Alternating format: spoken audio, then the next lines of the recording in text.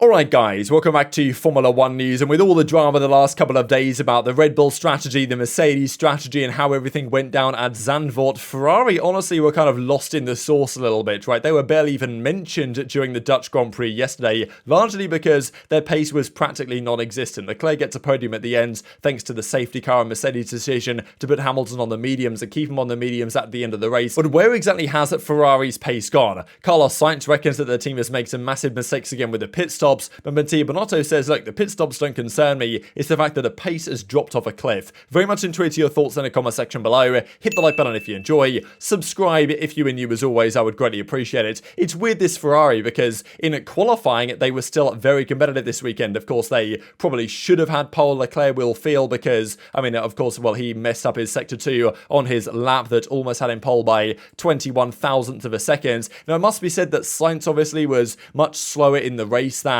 he would have, I suppose, expected to be compared to Charles Leclerc, for example. Now, seemingly he got damaged at the start of the race. Apparently he lost at least 2/10, and the old EOS unit in Sainz's car, I believe they're putting in the new power unit and the new engine to, Charles Leclerc has the updated stuff. I think Sainz gets it in Monza, but that was costing them maybe 4/10 of a second because this was the damage on the car. This is, of course, the number 16 with no damage on the right-hand side. This was after the first lap impact with Hamilton. This was the damage to the floor of the car. So I guess that makes some degree of difference in terms of the balance of the car. This is what it looked like on Sainz's, of course. So, I mean, look, yes, he had some damage that, of course, wasn't helping him. But even Charles Leclerc, right, he didn't have much pace. He was able to keep within about 2 seconds of Verstappen for the first, maybe 10 laps or so. But after that, it was clearly Verstappen and even the Mercedes that had the most pace. I mean, after some time, Leclerc was, and both of the Mercedes were comfortably ahead of both of the Ferraris, and they were pretty much non-factors in the race for the majority of it. Yes, Sainz wasn't helped by the absolute disaster class of a pit stop that Ferrari managed here, and that's been probably the key question raised. Wow, the Ferrari pit crew, they're terrible, like they've got to change something, which I agree, right? They've got to change something. It's like week in, week out, there's always a disaster class just around the corner for Ferrari, and honestly this season could have been way more interesting if Ferrari actually were a competent team. Unfortunately they're not, and Verstappen is winning everything by a landslide, but he's going to continue to because the Ferrari now is just not quick enough as a car.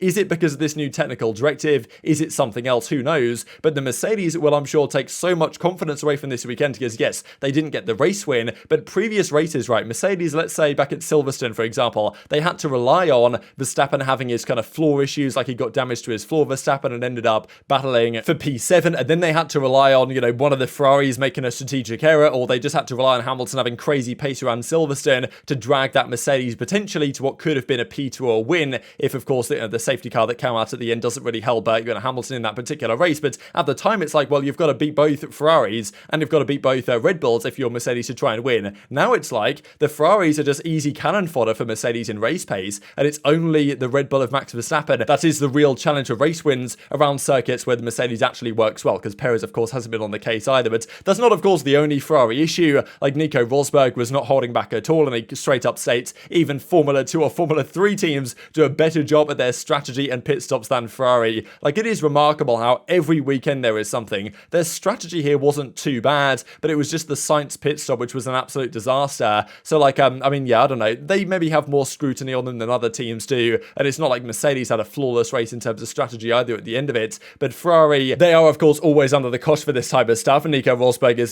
putting the dagger in. This, of course, was the pit stop. I mean, look at this poor guy. Like, he's pointing at his finger at where the guy should be to put the tyre on, and there's no tyre, and there's nothing to put on. And Sainz is sitting there like, what is going on, lads? And even later, the unsafe release, they got Sainz a 5-second penalty. That cost him what was it, 5 or something, and ended up putting in P8. Like, absolute disaster, to be honest. And as Nico Rosberg says, right, even F2 or F3 teams do better strategies, and Binotto says, look, it's easy to criticize when you're from the outside, but we will not change people. We have got great people. Stability is more important in this sport, and that we make sure we're improving day by day and race by race. We have great people in this team. It takes years for all the teams to get to the front, and I see no reason why this should be different for us. So, interesting observation there, but I do feel like this is a consistent trend from Binotto, really. Something terrible happens, and he's like, well, we're fine. We're not making any changes. The team is great. The team's fully competent. And it's like, is it really at this point, after all this time, like, is the team actually where it needs to be in terms of personnel? I think that's a question that might still be raised. So, intuit your thoughts on that. Is Binotto just effectively, like, denying the obvious here? Or is he right that maybe just sticking with these boys, over time they'll get it right? But it's just such a consistent trend at this point that mistakes are being made. And of course, Sainz was not happy after the pit stop and the unsafe release and all this, saying that Ferrari just keeps costing themselves points, and which is true. And also you've got to think, like, Mercedes are catching them up for P2, and Mercedes on, as I say, on a track that suits them, as not all of them clearly do. The W13 is a bit of a, a wild car in that sense, but like Mercedes is closing that gap for P2 in the constructors. Like that is pretty clear at this point, and Ferrari are not helping themselves to hold on to it despite having the second fastest car, or even the fastest car, certainly in qualifying so far this season on average, and still in qualifying. But for some reason lately, in terms of their tyre degradation, it's been a massive problem for them, right? It was definitely the case around the idea in Spa, for example, is they decided in the race to have a higher downforce setup in the race, be much slower in a straight line than Verstappen and the Red Bulls, but they would hopefully gain in terms of tyre deg and therefore have a strategic advantage. As it turned out though,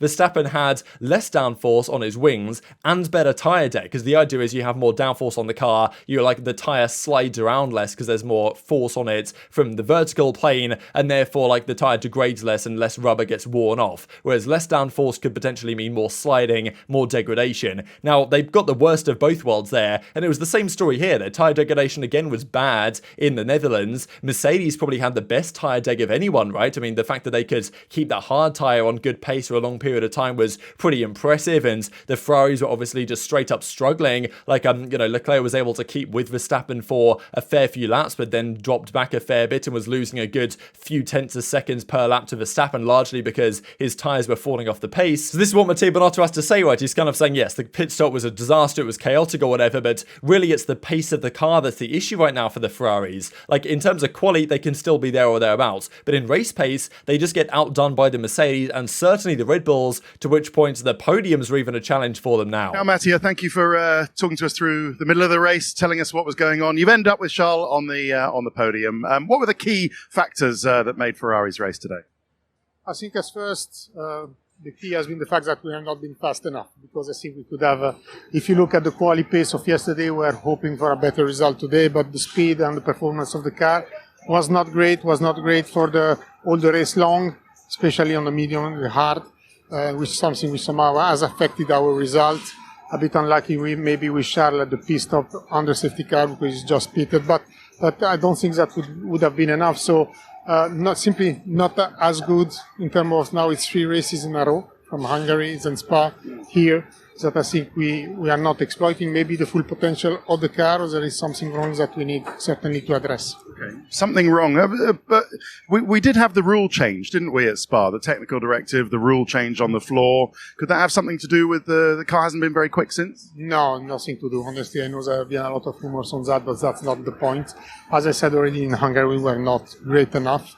And maybe we need simply to review at our packages that we introduce, or maybe in the ways that we are balancing our car today. So I think that the potential of the car can be higher. It has proved to be higher since the start of the season, but right now is not the case anymore. So what does this mean, right? Is it due to this technical directive? It must be said for the last few races, even slightly before the TD, right? Even in Hungary, right? Like, that's where Mercedes were quicker than them, and Red Bull was certainly quicker than them that weekend as well, at least in the hands of Max Verstappen, the championship leader. And then since the technical directive came in before Spa, they were way off the pace, of course, the entire weekends in Spa, and then even most recently in Zandvoort, right? They were good in quali, right? And let's just say that track in Zandvoort should be an absolute, like, dream for the Ferraris, right? We saw the same about Hungary. Like, it's a great circuit for everything the Ferrari is good at. Good in the corners, fast acceleration out of corners, like great traction out of corners, stuff like this. Like, that's where the Ferrari has killed everyone so far this year. 2 circuits, Hungary and Zandvoort, a few weeks apart, where like their car should be great, and they fall very flat, especially in terms of race pace. Still good in quali, but like, not there in the race, which is obviously massive for what the rest of the season looks like, right? And Mercedes will be hoping that their kind of quali pace falls off as well. But why has this happened, right? Have they not brought as many upgrades as Red Bull have? Because